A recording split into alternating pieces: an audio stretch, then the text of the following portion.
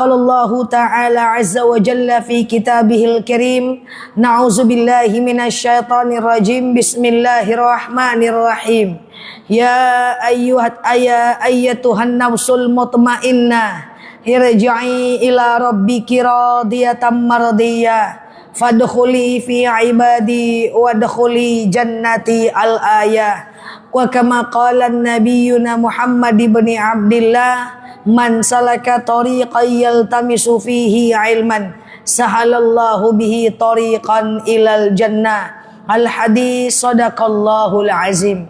Ibu-ibu yang saya sayangi karena Allah, sebelum kita mulai kajian kita berdoa kepada Allah, semoga siapapun kita yang hadir dalam majelis ini, insya Allah Allah sehatkan badan kita, Allah kuatkan jasad kita, Allah tambah ruh keimanan kita, Allah luaskan rezeki kita, Allah angkat segala masalah kita, Allah jauhkan kita dari orang-orang zalim, Allah matikan kita dalam keadaan husnul khatimah. Amin. Allahumma amin. Ibu-ibu semua sehat? Alhamdulillah. Baik ibu-ibu yang saya sayangi karena Allah, saya menganggap ibu-ibu semua sudah paham tentang kurban. Setelah dites tadi ndak ngangak-ngangak dulu. Ya kan? Jadi insyaallah kita membahas hal lain. Tapi yang jelas pesan saya di awal sebelum kita masuk kajian dengan tema yang lain, pesan saya adalah ibu-ibu semuanya semangat berkurban. Yang punya cincin emas jual, yang punya gelang emas jual, pergi berkurban sana. Ustazah, apa hukum menggadaikan emas untuk orang untuk kurban? Tidak usah gadaikan, jual saja. Nanti bisa cari duit 11 bulan lagi. Paham tuh mak? Ame-ame itu yang dikumpul-kumpul di bawah genteng tuh kita kurbankan insyaallah ya. Dan jangan lupa nanti saya cuma ingatkan saja karena kita nggak ketemu nih sampai kurban nih. Saya cuma ingatkan lebih kurang tanggal 28 Mei itu 1 Zulhijjah sampai 6 Juni 10 Zulhijjah. Maka yang berkurban jangan lagi potong kuku, cukur rambut, cukur bulu-bulu. Kalau mau mencukurnya setelah hewan kurbannya dipotong nanti ya. Pas dipotong hewan kurban tuh, pulang ke rumah, lalu kemudian ibu menghadap kiblat, motonglah. Laki-laki cukur kumis, rapikan jenggot ya, dengan membaca inni wajhatu wajhiya lilladzi dan seterusnya sampai wa ana minal muslimin ya. Jadi dimakan. Hewan kurban itu dimakan untuk dapat tabarruknya, untuk dapat berkahnya. Baik, ya udah kalau kayak gitu kita nggak usah bahas tentang kurban karena nampaknya ibu-ibu sudah paham. Maka insya Allah hari ini kita bahas persoalan lain, yaitu kita bahas tentang hadis riwayat Bukhari dan Muslim yang menjelaskan tentang apa saja yang dapat membinasakan, apa saja yang dapat membinasakan kita. Jadi jauhilah oleh kita beberapa perkara ini, karena beberapa perkara ini dapat membinasakan kita. Saya yakin kita jauh dari sini, tapi ada ilmu yang kita mesti dapat daripada apa yang saya sampaikan hari ini. Insya Allah. Yang pertama, perkara yang dapat membinasakan kita adalah asyirku billah, yaitu mensyirikkan Allah. Syirik ini sudah pernah kita bahas, saya bahas dulu sekilas. Apa itu syirik? Syirik itu dosa yang susah Allah ampunkan. Innallaha yaghfiru dzunub wa yaghfiru ma duna dzalika illa syirik. Allah itu bisa mengampunkan dosa kita, mengampunkan semua dosa kita, illa syirik, kecuali dosa syirik. Syirik ini memang ada dua. Yang pertama ada syirik besar, yang kedua ada syirik kecil. Syirik besar saya yakin jemaah tidak akan kena. Menyembah pohon, menyembah matahari, menyembah laut, tidak mungkin. Tapi syirik kecil ini sama-sama kita hindari. Saya ulangi sekilas aja tentang apa saja syirik kecil yang harus kita hindari. Yang pertama, masih ingat? Syirik kecil adalah berterima kasih kepada manusia secara berlebihan. Misalnya ibu sembuh, Lalu ibu bilang sama dokter, ondeh dok, mau kasih ya dok, karena dokter sembuh ambo. Kalau enggak karena dokter lah mati ambo kolah. Itu enggak boleh tuh. Diseberangi anak-anak lewat jalan selamat, Nek. Apa kata nenek? Makasih ya nak. Kalau ndak nak bantu lah mati nenek kok nak. Tak boleh. Jadi kalau berterima kasih kepada orang, tidak dengan memujinya dan mengatakan dia adalah yang merubah takdir kita. Jadi kalau berterima kasih kepada orang dengan mendoakan mereka. Contoh, kita dibantu dokter sembuh kita. Harus memuji Allah dulu. Alhamdulillah dok, qadarullah saya sembuh. Qadarullah, coba semuanya, qadarullah. Qadarullah. Qadarullah saya sembuh dok. Semoga kegiatan dokter lancar, rezekinya lancar, rumah tangganya aman, anaknya soleh. Gitu. Tidak boleh pakai kalimat-kalimat yang mengandung muatan-muatan menyerahkan diri kepada Allah. Makasih banyak ya dok. Kalau enggak karena dokter udah mati saya ini dok. Karena dokter lah makanya saya sembuh. Kita minum obat. Alhamdulillah, qadarullah saya sembuh minum obat ini. Atas izin Allah. Saya sering bilang, apa beda insya Allah dengan qadarullah? Kalau insya Allah itu, Ustazah kata Bu Rita, besok main ke rumah Bu Rita ya. Insya Allah Bu Rita, itu insya Allah. Setelah saya sampai ke rumah Bu Rita, apa saya bilang? Qadarullah Bu, saya udah sampai. Atas izin Allah saya udah sampai. Paham tuh mak? Saya mau ke Masjid Al-Ikhlas.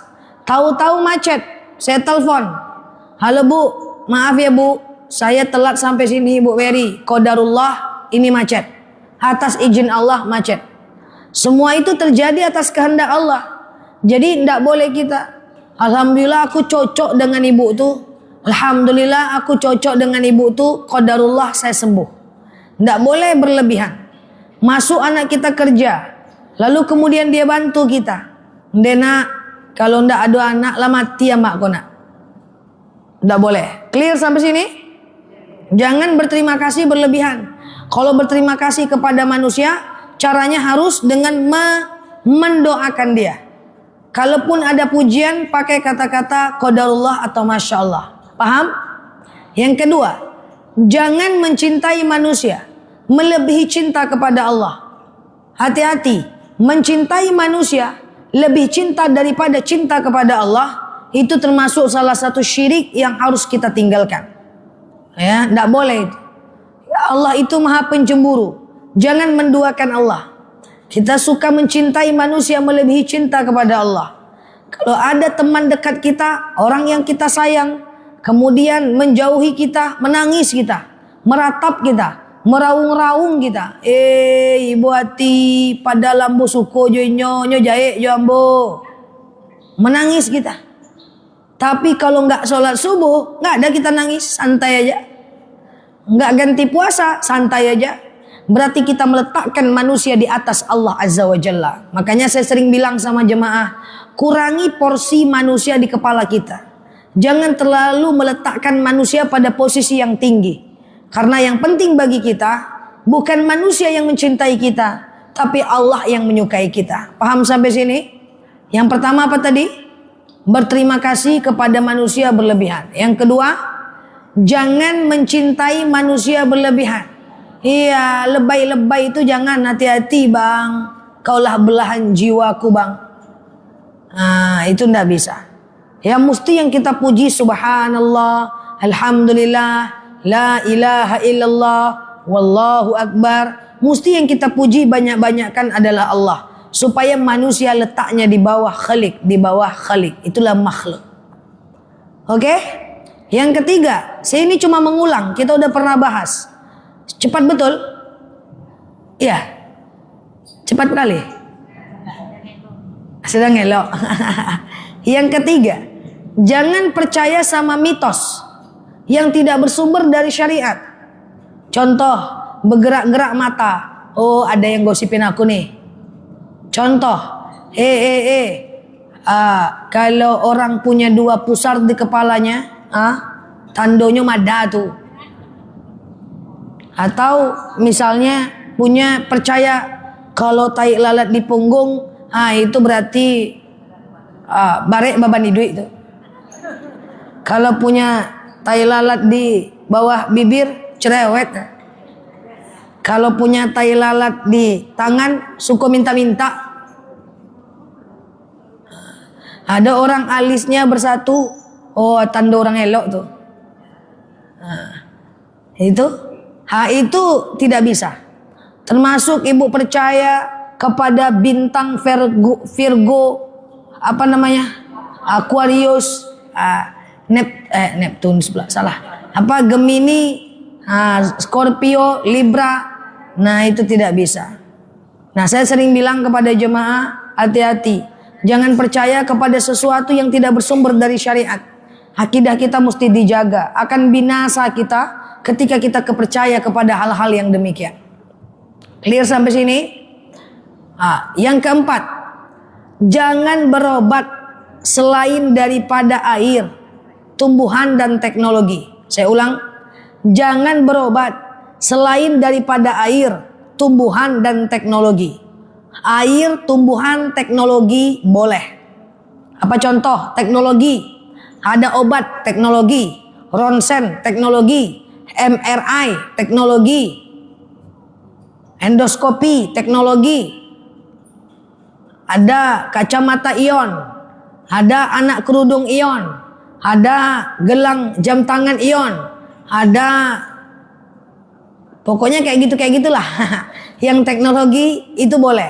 Oke. Nah, ada celana dalam pakai ion. Kalau ibu enggak tahu kurang jauh main. Ya canda ya. Ada celana short pakai ion. Nah, itu teknologi itu. Wah, percaya ini berarti syirik? Enggak ya. Artinya itu enggak syirik karena dia berdasarkan penelitian fakta empiris dari teknologi. Oke? Boleh teknologi, mau ibu pakai teknologi apa? Mau ada ibu kacamata anti radiasi. Nanti kapan-kapan ada kacamata anti masa lalu. Tak bisa menengok masa lalu. Pakai kacamata itu, ya kan? Nah, itu teknologi itu boleh gitu. Nggak ada masalah gitu ya. Berobat pakai teknologi, itu boleh. Kan semua teknologi, bioglass, cincin, jam tangan, kalung, hasil empiris. Ada data empiris ya. Itu boleh. Ya kalau kita nggak yakin nggak usah ngapain kita pakai, yakin dong. Tidak syirik. Nah, jadi kan kita baca itu komposisinya. Ternyata dia pakai sinar ultraviolet. Nah, ternyata ada kaitannya dengan sel saraf kita yang nanti akan membaik. Itu kan teknologi itu. Sama dengan hot in cream. Mana masuk akal dioles malam, pagi sembuh pakai hot in cream. Itu kan teknologi. Sama ibu minyak GPU, ada yang buat GPU enggak? Ini GPU nih semua nih. Generasinya generasi GPU nih ya. Kalau generasi kami ini hot and cream. Agak beda sedikit ya kan. Iya kan. Generasi fresh care ya gitu kan. Nah, GPU itu kan. Mana ibu masuk akal sama ibu? Kenapa ibu percaya aku kalau pakai GPU nih kan itu teknologi. Ternyata dia macam punya fakta empiris gitu kan. Nah, clear? Ada generasi GPU sini. Kalau umroh tuh emak-emak, ibu-ibu tuh pakai GPU semua. Jadi kalau udah mau ihram apa kata saya? Simpan GPU semua. Kita udah mau ihram gitu ya. Minyak angin simpan karena ibu-ibu suka pakai minyak angin ya. Di pesawat pakai minyak angin, mana-mana pakai minyak angin. Jadi kalau saya teringat itu, kalau udah mau niat ihram itu, kalau udah mau umroh, udah mau kita pakai mikot, simpan semua GPU. Ketawa satu pesawat ya. Oke, kita lanjut ya. Yang pertama tadi apa? Oke, air, teknologi itu boleh ya.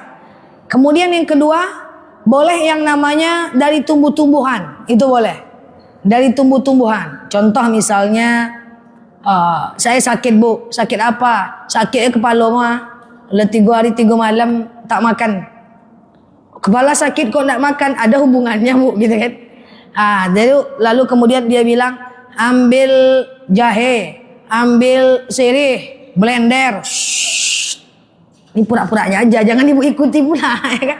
Itu kan tumbuh-tumbuhan kan, pasang di jidat, pasang di perut, Itu tumbuh-tumbuhan. Itu tidak apa-apa. Oke? Teknologi boleh, tumbuh-tumbuhan boleh, air boleh. Bu, saya sakit. Sakit apa? Pokoknya sakit aja lah. Udah 3 hari, 7 hari tak makan. Oh ya udah. Untung masih hidup. Ambil air. Ambil air hujan, nanti direbus, masukkan ini misalnya. Itu boleh. Air, tumbuhan, teknologi boleh. Tinggal dilihat saja. Selagi teknologi itu tidak melanggar syariat. Tapi selain itu tidak boleh. Bu, saya sakit. Apa sakit? Sakit tengkuknya, sakit punggungnya, sakit bagian ini sakit sesak napas satu-satu. Ya udah, ambil ayam jantan yang warna hitam usia 7 tahun, bawa sini.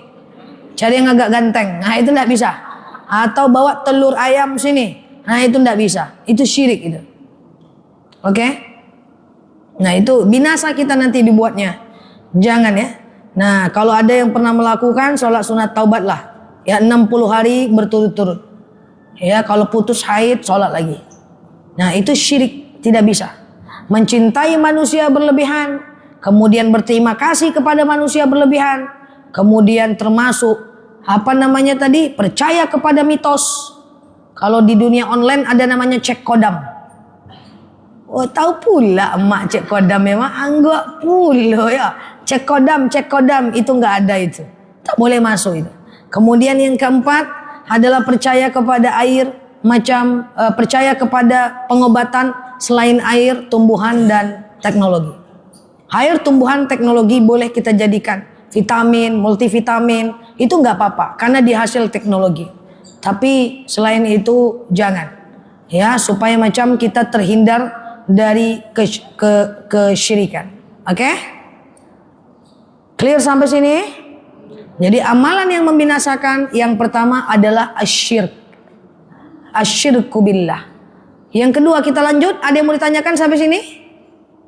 Lanjut ya. Yang kedua, amalan yang dapat membinasakan kita.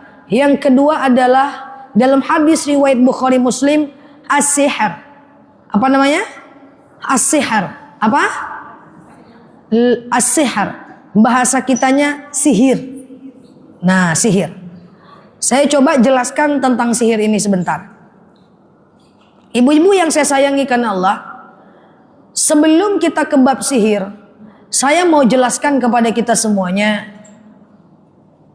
hati-hatilah dengan manusia. Sebisa mungkin jangan ada musuh. Sebisa mungkin yang kita omongkan adalah kejujuran. Karena kalau ada yang tidak suka sama kita, kita balas dengan keburukan. Ya kalau dia ngerti agama, kalau dia nggak ngerti dia bisa main sihir. Jangan suka menyakiti hati orang. Karena sihir itu ada. Sihir itu ada. Makanya kita selalu bacakan wa min syarrin nafasati fil 'uqad. Kita berlindung kepada Allah dari ikatan bukhul. Bukhul itu nanti saya jelaskan. Bukhul itu adalah media sihir. Sihir itu ada. Bilang sama anak menantunya, usahakan gimana ceritanya kita jangan menyakiti hati orang lain. Izin minta maaf. Kalau ada yang berpisah suami istri, berpisah aja baik-baik. Jangan saling menjelek-jelekkan. Suami buka jelek-jelekkan istri, istri jelek-jelekkan suami. Kalau ibu dijelek-jelekkan, jangan membalas. Karena jangan sampai menyakiti hati siapapun walaupun kita disakiti. Takutnya sihir main. Sihir itu ada. Harus percaya bahwa sihir itu ada. Makanya kita selalu berlindung kepada Allah dari sihir. Saya jelaskan sihir. Orang kalau mau mensihir seseorang, ini sekedar ilmu pengetahuan saja. Semoga kita dijauh-jauhkan dari ini. Amin. Sihir itu apa efek sampingnya bagi kita? Macam-macam. Bisa jadi kita lemas aja bawaan. Bisa jadi kita lebam-lebam. Bisa jadi muntah darah, dibawa ke dokter tidak ada masalah. Bisa jadi bisnis yang tadinya naik ambruk. Makanya yang bisnis-bisnis jangan nyakiti banyak orang. Dunia bisnis itu macam banyak. Bisa jadi satu rumah itu suka mendemam. Bisa jadi anak benci sama orang tuanya mendadak. Bisa jadi orang tua mendadak tidak suka sama anak. Bisa jadi istri mendadak benci sama suami, suami mendadak benci sama istri. Nauzubillah. Sihir itu kalau masuk dalam diri kita Tidak mudah. Prosesnya panjang. Sihir itu harus pakai uqud. Wa min syarrin nafasati fil uqad. Kita berlindung dari kejahatan wanita sihir dalam ikatan bukhul. Kalau orang mau mensihir itu mesti ada bukhul. Apa namanya? Jangan dihafal pula ya. Dihafal pula. Apa kajian ustazah? Bukhul. Mesti ada bukhul. Orang kalau mau mensihir seseorang mesti ada bukhul. Bukhul itu apa? Media. Media itu apa? Sebagai batu loncatan supaya sihir itu masuk ke dalam diri orang itu. Bukhul itu ada yang kharij, ada yang dakhiliyin. Ada yang dari luar, ada yang dari dalam. Dari luar biasanya bukhul itu akan dalam berbentuk ditanam di bawah tanah rumah kita, di bawah tong sampah dekat rumah kita, di atas atap genteng kita. Dalam bentuk apa? Macam-macam medianya. Maaf izin, mohon maaf. Bisa jadi dari celana dalam kita, bisa jadi dari rambut kita. Dan khawatir rentan dilakukan oleh orang terdekat kita. Nah itu dia, makanya untuk mengobati sihir, macam dia mesti diruqyah dan harus ketemu bukhulnya. Itu ada orang ahlinya. Dia datang ke rumah, cari bukhulnya di mana.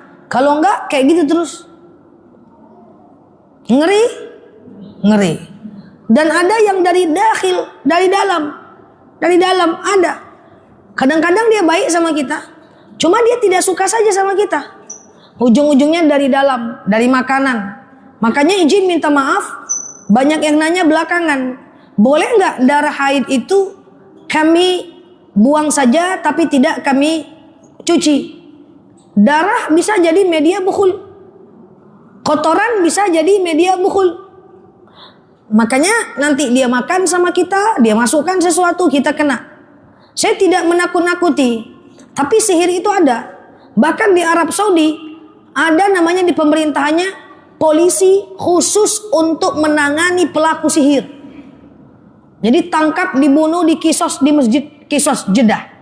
Di Libya ada satu polisi untuk menangani sihir. Jadi sihir itu ada. Tugas kita bukan takut atau menjadi pelakunya. Tugas kita adalah hati-hati. Ya, hati-hati. Kalau ibu misalnya macam adalah orang yang macam punya sesuatu yang kira-kira orang banyak tak suka sama ibu, lebih privat lah. Jangan semua terbuka. Lebih privat lah. Privat tuh maksudnya apa? Orang makan, hati-hati ketemu orang. Itu perlu, itu bukan kata orang tua dulu-dulu, tapi itu kenyataan yang mesti kita sikapi bersama. Kalau potong rambut, maka kumpulkan rambutnya, bawa pulang. Jangan suka nyakitin orang, apalagi orang tahu rumah kita. Kalau orang tahu rumah, besar kemungkinan dia seperti itu. Tapi kalau kita baik-baik, insya Allah kita berserah diri kepada Allah. Clear sampai sini? Udah macam sihir semua menengok saya. Sihir. Sekedar pengetahuan. Sihir itu mengatasinya dengan ruqyah dan kemudian mesti bukhulnya itu diambil. Makanya jin itu wa ma khalaqtul jin wal ins illa liya'budun. Aku ciptakan jin dan manusia melainkan menyembah kepadaku. Pernah lihat orang kesurupan? Oh pernah. Jauh aja main ibu ke Maya. Kenapa orang kesurupan? Semakin dibacakan ayat Quran, bukannya dia tenang, tapi malah dia teriak-teriak. Kenapa coba? Jawab aja lah Ustazah. Banyak kali bertanya Ustazah nih. Ini orang kesurupan. Harusnya kan ketika dia kesurupan, kita bacakan ayat Al-Quran, gitu ya. Kita bacakan ayat Al-Quran, dia tenang. Ini kok malah dia teriak-teriak? Nah, saya jelaskan. Jin kalau udah masuk dalam tubuh manusia, maka dia akan menjelma sudah syaitan namanya, itu jahat itu. Udah syaitan itu namanya. Dan ketika kita bacakan ayat Al-Quran, dia akan membuat orang yang terkena syaitan itu, yang terkena kesurupan itu, dia akan membuat orang itu meronta, teriak, supaya menghilangkan fokusnya, biar tidak mendengarkan ayat Al-Quran. Nah itu ya, ditutup telinganya, biar dia nggak fokus gitu. Nah tapi kalau ada jin masuk ke dalam tubuh manusia tidak gampang. Ya, dalam kitab Al-Jin dijelaskan bahwa ketika jin masuk dalam tubuh manusia macam-macam. Perut lapar, pikiran kosong, menong-menong, dari ubun-ubun, dari ujung kaki masuk. Makanya kenapa kesurupan itu menular? Karena kesurupan itu kenapa menular? Di pesantren ada satu kesurupan semua. Ya kan? Nah, kenapa tuh Ustazah? Ya, macam kenapa dia macam menular? Maka ketika ada orang kesurupan, maka ada satu jin yang berhasil masuk dalam tubuh orang itu. Nanti kawan sebelah kalau kosong pikiran masuk.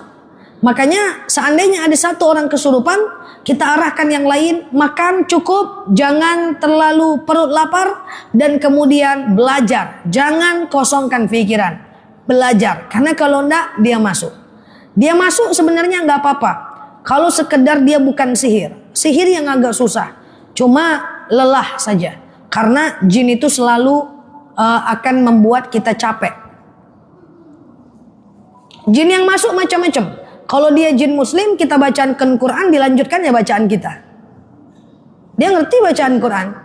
Dilanjiannya ke mangawa. Allahu la ilaha illa huwal hayyul qayyum. Dilanjutnya la ta'khuzuhu sinatu wala naum. Jadi semoga keluarga kita terlindung dari ini semua. Jadi dia memang seperti itu. Na'udzubillah summa na'udzubillah. Maka sebelum ada sihir, baik-baik dengan orang, ngomong jujur, ya, jangan nyakitin hati orang, jangan mengadu domba, jangan cerita orang cerita sana sini, kesini curhatkan ini, kesini curhatkan itu. Ya orang ngerti agama, pala pula dia nanti kena sihir kita. Na'udzubillah. Oke? Karena macam ada kejadian. Tiba-tiba setelah buka warung sebelah, warung dia kosong. Padahal harganya lebih murah, barangnya sama, semua sama. Saya bilang ada kemungkinan sihir. Terus gimana? Ibu baca ayat-ayat ruqyah, ambil wudu, lalu kemudian bentang sejadah, baca ayat-ayat ruqyah, lakukan sekali sehari, Al-Fatihah, ayat kursi, Al-Ikhlas, Al-Falaq, An-Nas, Al-Baqarah 1-5, Al-Baqarah 284 sampai 286. Baca tiap hari. Alhamdulillah sekarang sudah normal. Jadi sekali-kali perlu baca ayat-ayat ruqyah. Apalagi wajah-wajah ibu depan saya ini.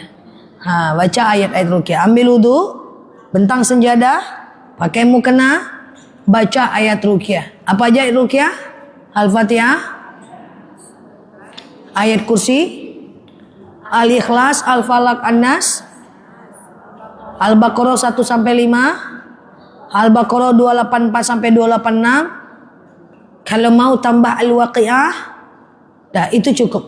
Paputa-puta aja di situ. Ayat ruqyah banyak, puluhan. Itu aja cukup.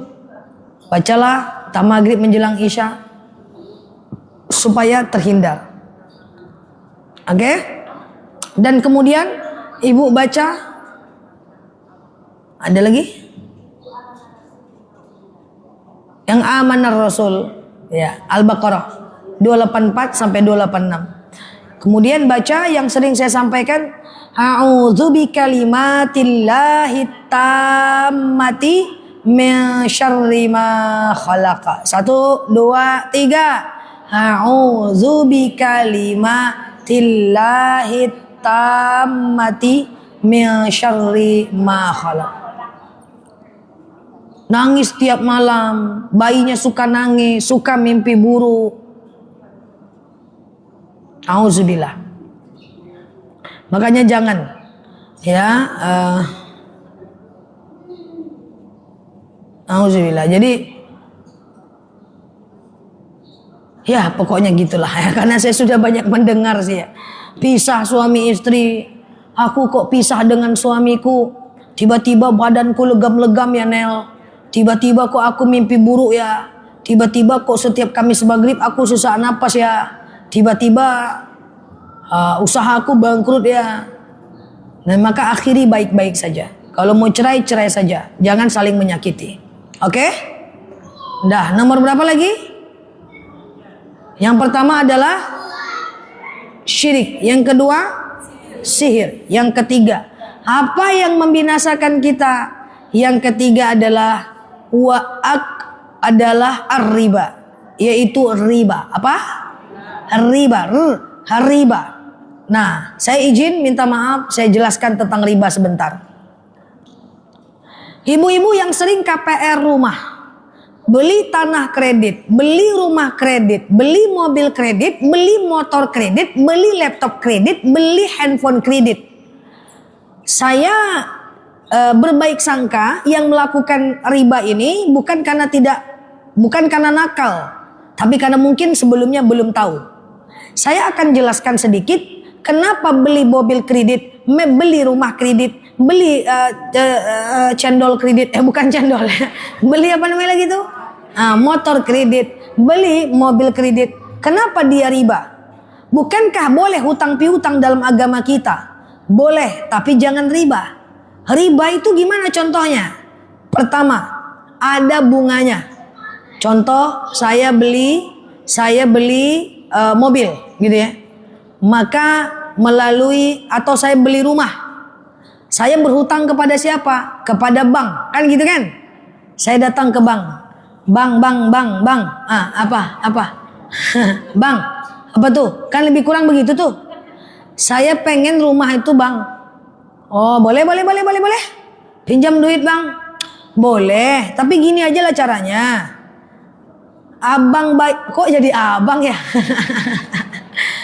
Bang bilang, saya bayarkan cash rumah itu ya. Jadi pinjam duit abang ya. Kan gitu kan? Jadi si bank ini mengcashkan rumah itu, lalu kemudian kita tinggal di situ. Apa kata bank ini? Kamu kan minjam duit saya nih untuk melunaskan hutang rumahmu. Sinilah suratnya. Maka kita kasihlah suratnya ke si babang tadi. Oke? Kita ngangsur ke dia. Sebenarnya ini hutang piutang.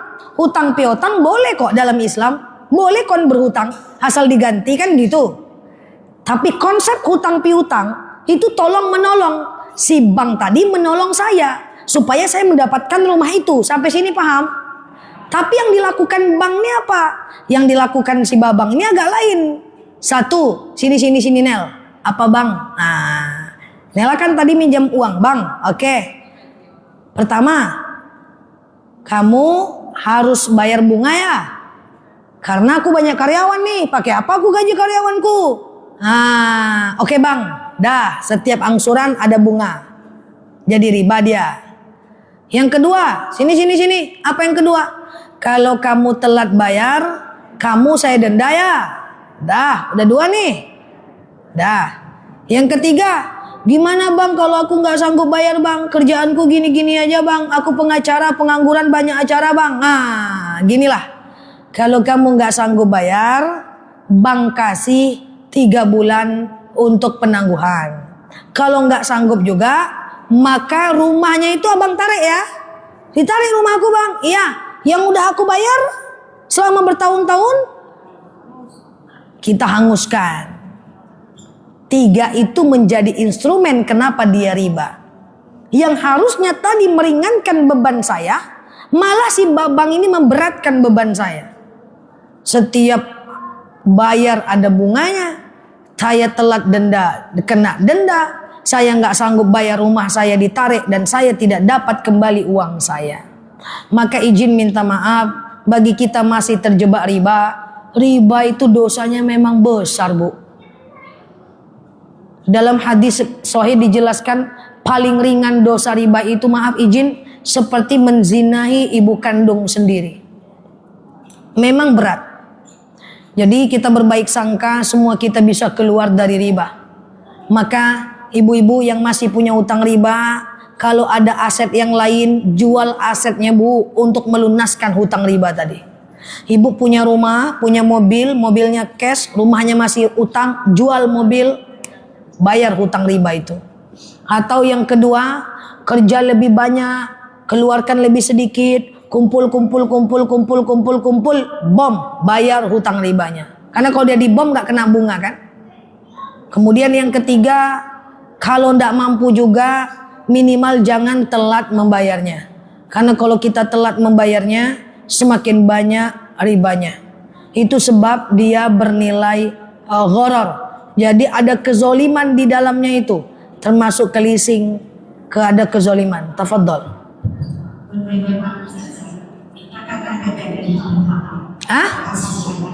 Apa? Jadi misalnya saya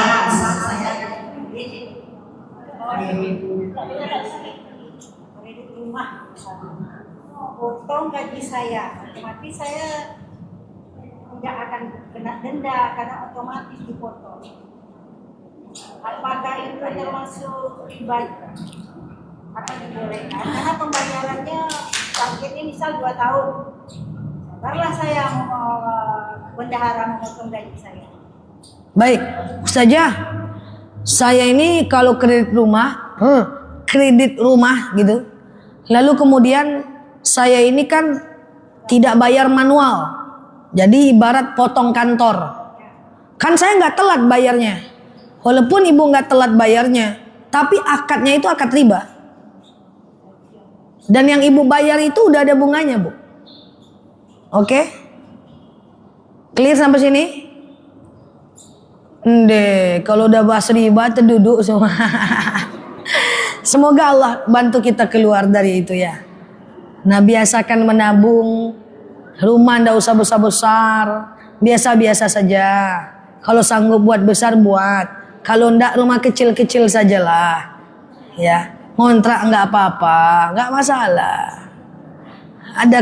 Ada kawan saya kemarin punya duit cuma 500 juta, pengen beli rumah 1,3 miliar. 500 juta dia jadikan DP, gaji cuma 15 juta. Saya langsung cuman bilang, bunuh diri kamu kalau kamu buat. Nggak tahu apa saya mau ngomong lagi. Ya kan? Kalau tinggal di rumah yang itu, kalau dikontrak itu 35 juta 1 tahun. 15 tahun kamu hidup di sana, uang 500 juta itu belum habis kalau cuma ngontrak. Jadi itulah. Ya, jadi semoga janganlah. Ibu hati ya. Jadi kurang-kurangi. Ibu kredit itu kurang-kurangi. Khawatirnya ada ribanya di situ. Ya insyaallah less is more. Punya uang, punya barang sedikit bagus. Sama dengan asuransi itu kan. Saya minta maaf ya Bu. Misalnya saya asuransi kesehatan. Saya bayar 1 juta sebulan, pura-puranya. Saya udah bayar 1 tahun, berarti berapa sisa duit? Berapa uang saya yang udah di dalam? Udah berapa? Kan 1 juta sebulan asuransi saya. Maka saya bayarkan dalam setahun berapa? 12 juta. Nauzubillah, rupa-rupanya saya sakit jantung, contoh aja. Harus pasang ring jantung. Saya pasanglah misalnya di rumah sakit. 1 ring 150 juta, 2 ring 300 juta. Katakan saya pasang 2 ring jantung, nauzubillah contoh saja, 300 juta. Tadi saya udah bayar berapa? 12 juta. Pasang ring jantung saya berapa? 300 juta.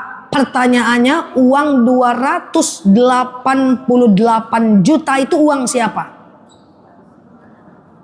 Kalau dia dianggap jual beli, tidak. Dia masuk dalam fikih muamalah yang mana? Nggak ada fikihnya.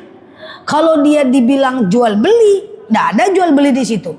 Kalau dia dibilang sewa menyewa, tidak ada instrumen sewa menyewa. Kalau dia mau dibilang hutang, itu uang siapa? Hutang itu harus jelas orang yang berhutang, yang menghutangkan barang yang dihutangkan.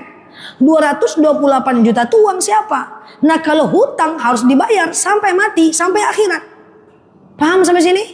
Jadi asuransi itu kalau boleh, kalau ada yang boleh, saya mau ikut mah. Karena gimana pun semua teori keuangan, kumpulkan uang, asuransi baru investasi. Kita harus loncat ke investasi, nggak ada kita asuransi. Kenapa? Karena belum ada asuransi yang saya mungkin pengetahuannya nggak tahu macam-macam asuransi yang bisa. 288 juta itu uang siapa? Oh itu uang orang asuransi, oke, berarti hutang. Oh enggak, katanya lunas, lah mana bisa, bawa sampai akhirat. Saya senang kalau ada asuransi yang sesuai syariat, saya nomor 1 ikut, biar saya endorsement-nya. Endorsement pula ya kan.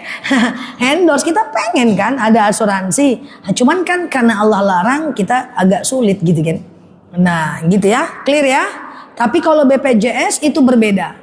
Ada yang mengatakan BPJS itu boleh karena dia adalah sebenarnya dananya dari pemerintah. Kita cuma diberikan membayar sebagian saja. Denda dalam BPJS ada yang mengatakan riba, ada yang mengatakan dia sekedar hukuman saja.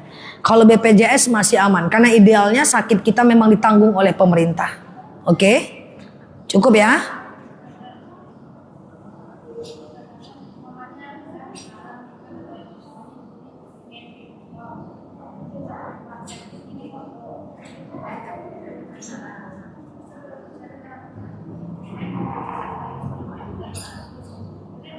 Itu jual beli namanya, nggak apa-apa. Saya beli dispenser di toko, saya tinggal di desa cak-caknya, saya ambil di kota, harga 5 juta, saya jual di desa. Lihat bu, 5.500.000 kredit nggak apa-apa. Ya nggak apa-apa, itu jual beli namanya. Karena 500.000 itu untung saya dong. Mau saya kreditkan atau saya cashkan ya terserah saya. Yang penting jangan ada ujung. Ujungnya apa? Ujungnya kalau telat denda ya bu. Nah, terus kalau ibu nggak bayar gitu kan, kalau ibu nggak bayar, nanti dispensernya saya jual lagi second ke orang lain. Nah, kalau uang nggak boleh. Kalau jual beli uang nggak boleh. Contoh, Ustazah pinjam duit 1 juta, oke, kembalikan 100.200.000 ya, itu tidak boleh. Kalau emas itu komoditi.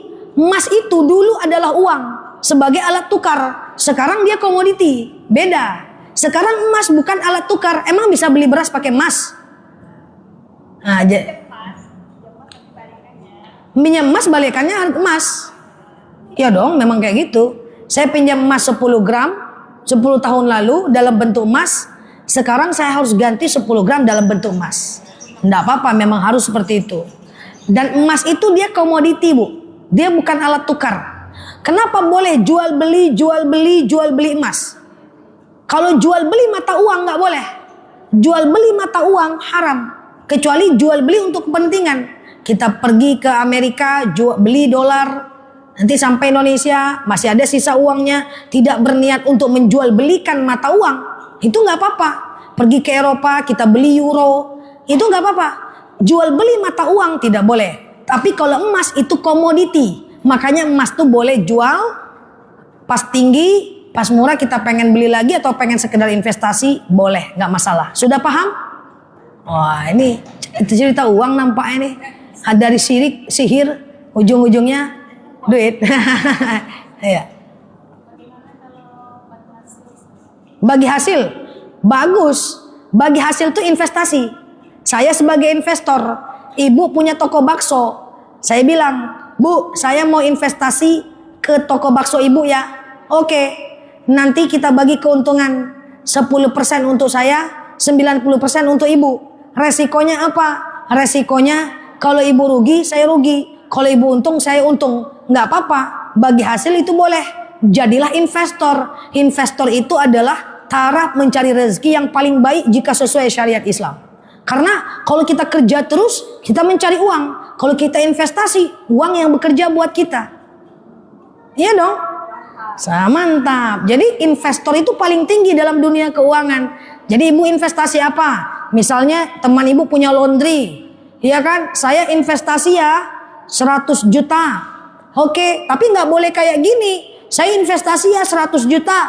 Oke, nanti kamu setiap bulan pasti dapat 2 juta, itu nggak boleh.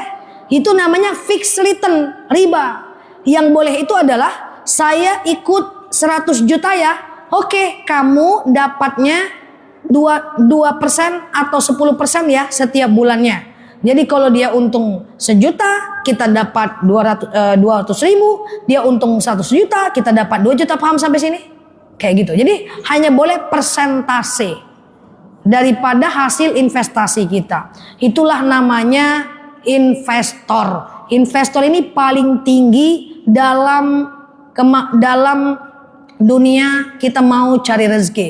Cari kerja boleh, investasi kalau bisa wajib ain. Bilang sama anak muda. Karena selagi kita nggak bisa membuat uang bekerja buat kita, selama-lamanya kita akan bekerja buat uang. Tapi cari investasi yang halal, dipercaya, perusahaannya bagus, tidak ada unsur riba dan seterusnya. Clear ya? Dalam proses pembagian kemarin itu kan ada emas antam kan, yang harganya naik kan. Jadi kalau kita beli dengan yang kita simpan di pengadilan itu beli lagi itu termasuk bunga nggak Ustaz? Gimana ya? Saya punya emas di Pegadaian gitu. Saya punya emas, ini emas saya. Saya beli emasnya di Pegadaian. Saya beli, udah di rumah saya emasnya. Oh, tambah gramasinya, nggak apa-apa, nggak masalah. Kan tadi saya bilang jual beli emas karena dia komoditi, nggak apa-apa. Dia kan komoditi sekarang. Dia bukan, yang nggak boleh itu jual beli uang, jual beli mata uang. Oke? Baca mana? Tutup. Kasihan di belakang. Cukup terakhir ya. Oke, terakhir ya.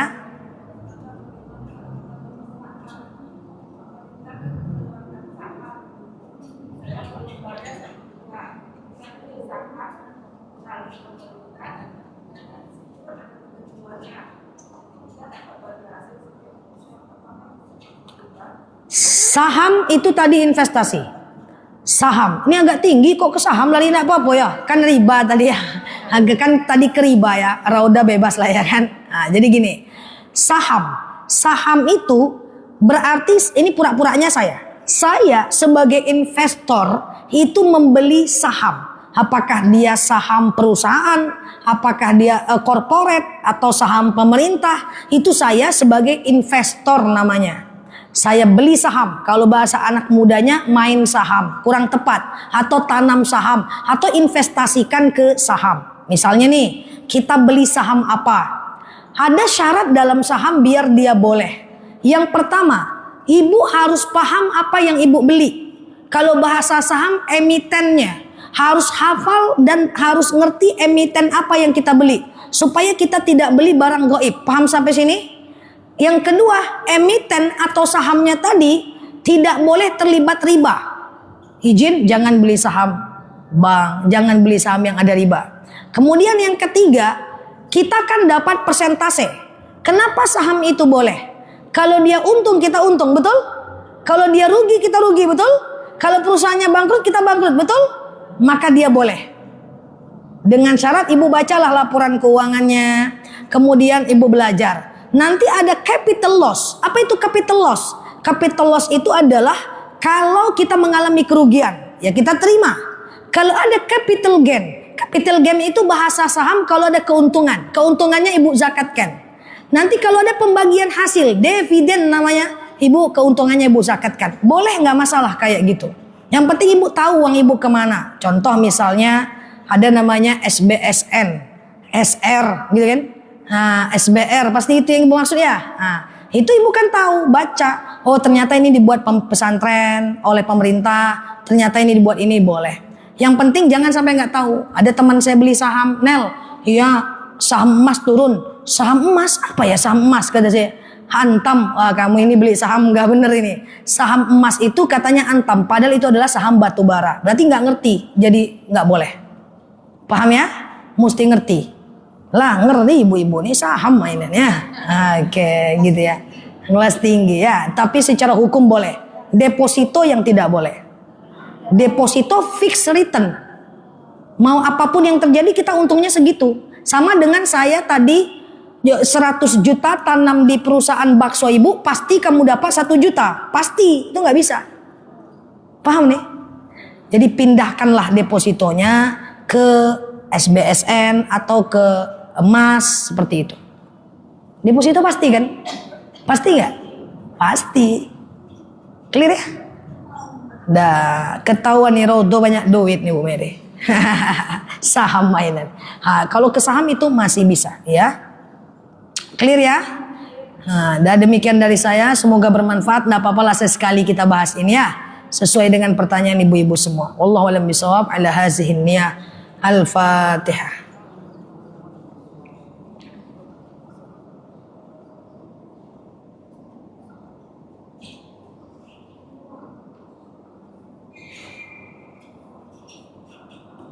Amin ya Allah, amin ya Rahman, amin amin ya mujibas sailin. Allahumma salli ala Muhammad wa ala ali Muhammad. Allahumma inna nas'aluka ridhaka wal jannah, na'udzubika min sakhatika wan nar. Allahumma inna nas'aluka salamatan fi dinina, afiyatan fi jasadina, ziyadatan fi ilmina, barakatan fi rizqina, taubatan qabla al-maut, rahmatan indal maut, maghfiratan ba'dal maut. Allahumma hawin alaina fi sakaratil maut, najatan minan nari wal afwa indal hisab. Allahumma antas salam minkas salam wa ilaika ya'udus salam, fahayyina rabbana bisalam wa dakhalnal jannata darussalam, tabarakta rabbana wa ta'alita ya zal jalali wal ikram. Allahumma inna na'udzubika minal hammi wal hazan, na'udzubika minal ajzi wal kasal, na'udzubika minal jubni wal bukhli, na'udzubika min ghalabati daini wa qahri rijal. Allahumma yassir alaina umurana wa la tu'assir alaina umurana ya rabbal alamin. Allahumma in kana rizquna fis sama fa anzilhu, wa in kana rizquna fil ardi fa akhrijhu, wa in kana rizquna ba'idan fa qaribuhu, wa in kana rizquna haraman fatahhiruhu, wa in kana qalilan fakaththirhu ya rabbal alamin. Allahumma rabbana anfa'na bima 'allamtana wa 'allimna ma yanfa'una. Allahumma rabbana hab lana minas salihin, rabbana hab lana minas salihin. Allahumma istajib du'ana ya Allah, istajib du'ana ya Rahman ya Rahim ya mujibas sailin. Allahumma shalli ala Muhammad wa ala ali Muhammad. Subhana rabbika rabbil izzati amma yasifun, salamun alal mursalin, alhamdulillahi rabbil alamin. Wallahu a'lam bisawab. Usiku wa nafsi bittaqullah, wallahul muwaffiq ila aqwamit thoriq. Assalamualaikum warahmatullahi wabarakatuh.